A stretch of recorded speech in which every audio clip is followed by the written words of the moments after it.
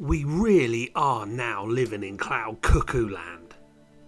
I would never have thought I'd be living in a dystopic film, but this is where we're heading.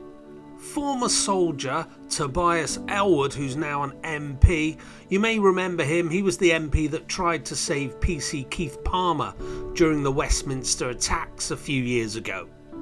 So you may have thought he would have a different perspective on life, maybe a bit more chilled out, a bit more relaxed about freedoms as he, helped that unfortunate dying officer. But, no. Here he is in the Commons a couple of days ago spouting that COVID vaccines should be mandatory if we want to travel outside the UK and that the army should organise and administer the vaccines. Mass vaccine rollout is an enormous responsibility and we need to get it right. Planning must start immediately, and I have written to the Prime Minister recommending that he consider calling on the Ministry of Defence to establish a small task force led by a senior, empowered voice of authority to begin the planning and design of a draft blueprint. The armed forces have the capacity, the logistical experience and the national reach and are not overburdened by any current duties involving tackling COVID-19 to take on this mammoth and incredible task. And when you pause to consider what is involved, the logistics of shifting millions of refrigerated vaccines across the country, the creation of regional distribution hubs which then feed into mobile testing centres, developing a national database to track progress and issue the vaccinations certificates, which they themselves will probably have to be internationally recognised in order to allow international travel. Seriously?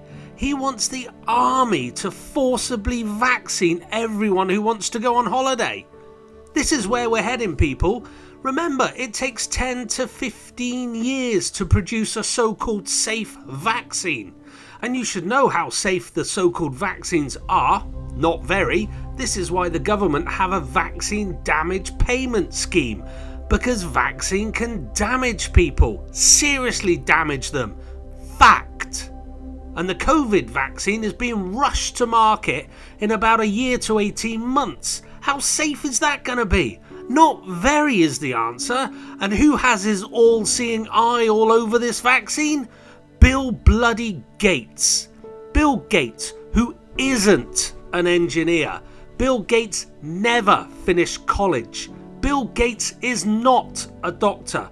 Bill Gates is not an epidemiologist. Bill Gates is not a virologist. Oh, but he did visit Epstein's pedo island countless times.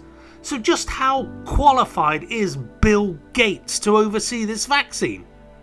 But to suggest that the army drag you off and force vaccinate you whether the vaccine is safe or not is an utter disgrace. It really is a scene from a dystopic film. I never thought I'd see calls for that in my lifetime. Listen to this guy in America. This is what's going to happen unless we wake up to this creeping tyranny.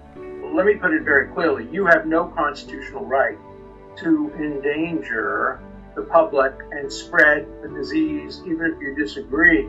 You have no right not to be vaccinated. You have no right not to wear a mask. You have no right to open up your business. Wait, can I stop you?